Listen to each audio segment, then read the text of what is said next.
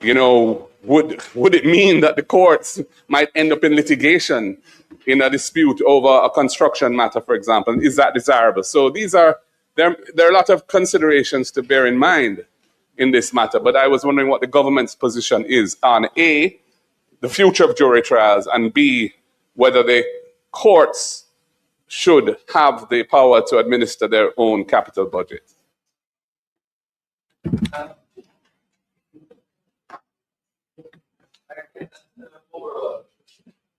Because both the member from Northeast and Northeast St. Elizabeth.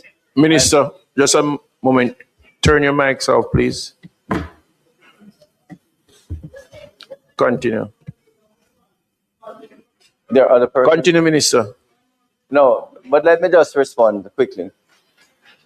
In relation to jury trial, the government has no position at the moment. We are going to let the Joint Select Committee make their representation, and Parliament must decide to say that we are in support or against. But we had some few years ago, a tabled legislation to look at the Jury Act, and this will allow us again to revisit what was done a few years ago, and also to get the data as to how many matters, have been agreed on between the defense and the prosecution that can assist the Joint Select Committee to, in its report to Parliament. Whether we abolish the jury or not is a matter for Parliament.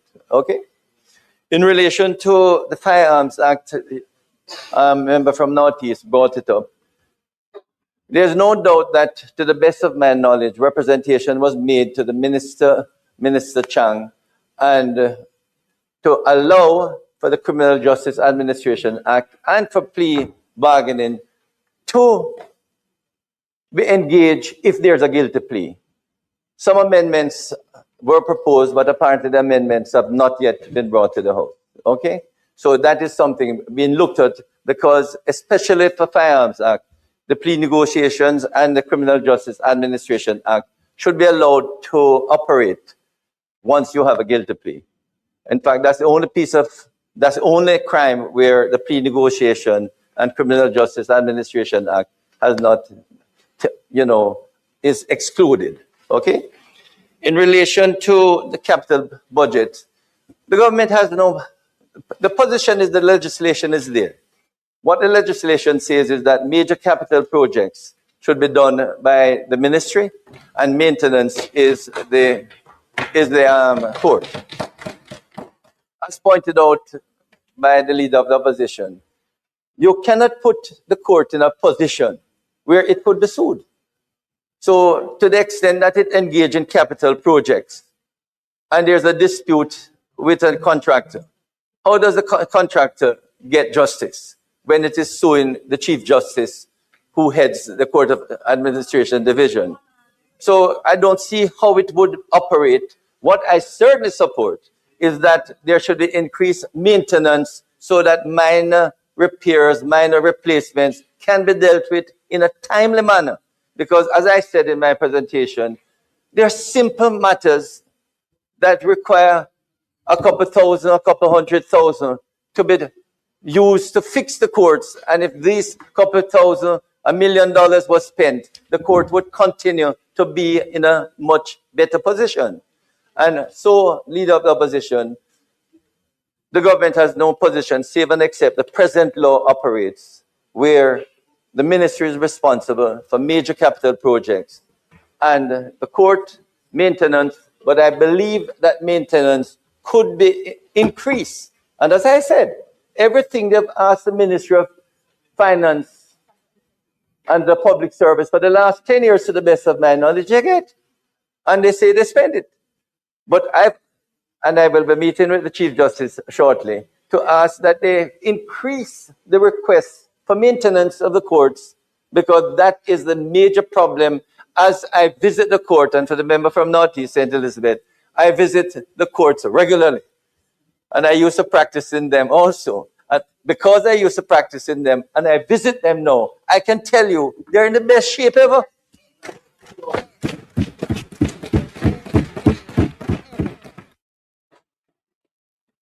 Member from Portland Eastern. Thank you, Mr. Speaker. Minister, my question is in relation to the amendment to the stipend. The stipend, the increase in the stipend. Now, what would be the purpose of increasing if there is possibly a contemplation that the extinction of the Jury Act would take place? That's the first question. It seems that we're celebrating something that is going to be pulled away from us. So the next thing, I do take the point that in relation to the abolition of the Jury Act, that it lies with Parliament, but we actually take our instructions, or we are representations of representatives of the people. The jury system, or trial by jury serve as the last bastion of hope, protection from prosecution from the state.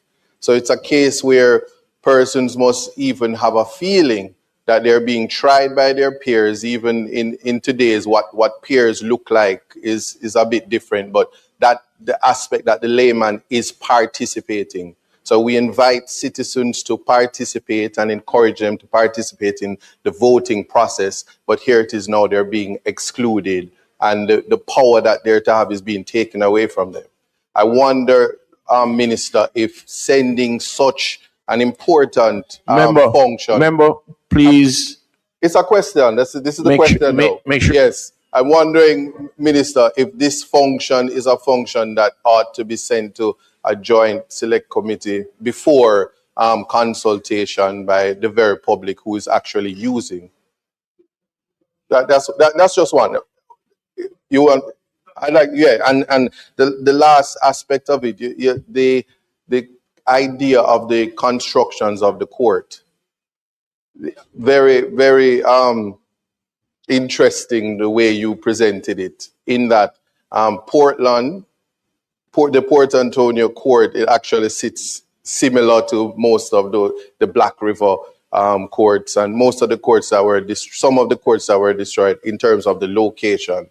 I'm wondering if I'm asking if a consideration of a reconstruction in the same space with more sustainability to the categories, because to a category 5 disaster, because when I think of the court that sits in Port Antonio, I can also think of the Port Maria court, which is situated right there, and there is a sense of mental health therapy that comes with the location of a court, even the one in St. Elizabeth that was destroyed. So I'm wondering if when that aspect comes in, if the consideration would be more of a hurricane-proof structure rather than just a disappearance of the location, because it means something to a lot of persons, including those who use and practice the space. And thank you. Member from Eastern Portland, you have not attended a joint select committee as yet. But the purpose of a joint select committee is to do the very thing you said should be done. In other words, the joint select committee is basically to invite representation from the prosecution, the defense, lawyers, and other stakeholders.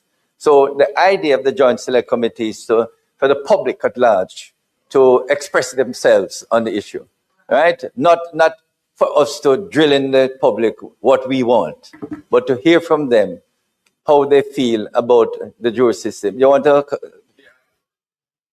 No, I'm well aware of how the Joint Select Committee operates. What happens though, Minister, is the very people who are interfacing with the jury system, they're usually left out, notwithstanding. So even when we speak about prosecutors and defense attorneys and judges and court administration, it is the layman that I'm speaking about, and its inclusion. But remember, for instance, once you set up a joint select committee, Parliament usually advertise for anyone.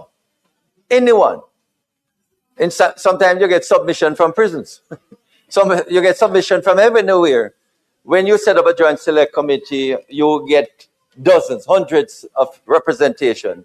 So no one is excluded. So bear that in mind, okay? So it will be an opportunity for all the stakeholders, and I mentioned in the presentation, and the public, to let us know how they feel about what you and I and others may consider a very important feature of our democracy, that the people can participate in juries. But your position and my position, we are not going to impose it on everybody. Let us hear from them how they feel, okay? In relation to courthouses, most of the courthouses, you know, remember that our people live on the coastline and our towns are on the coastline. Now, it was very sad what happened to Black River. That's a court which, amazing, which just spent close to 100 million to fix. We still haven't even finished paying the contractor just to see everything collapse. So you will understand how the Prime Minister, and I know he has said it, we have to look at where do we locate the Black River town. And as you will appreciate, the parish court will be a part of the town. You know, it's not going to be on its own. And quite frankly, the Port Antonio court is in good, excellent condition. We wouldn't even want to think of moving it. Okay? Member from St. Thomas Eastern. Thank you kindly, Mr. Speaker. Minister, I'd just like to ask, I welcome, and all citizens of St. Thomas will welcome the courthouse. But I'm asking, how much per month will that courthouse cost?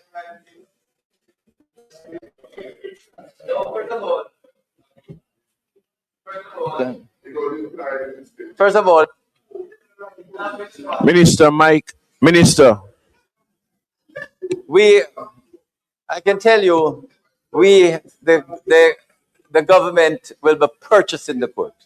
So it won't cost us annually. Obviously, the payment might be over 5 to 10 years, and that will be known in due course, okay? Yes, we are going to purchase the court. Mr. Speaker, we will now have a statement. There's a slight change to the order. So we will now have a statement by Minister Vaz, the Minister of Energy.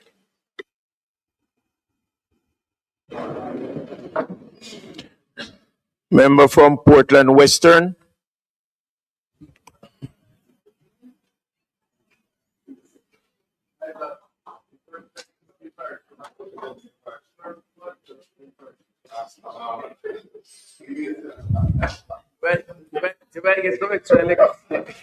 Thank you, Mr. Speaker. Let me use this opportunity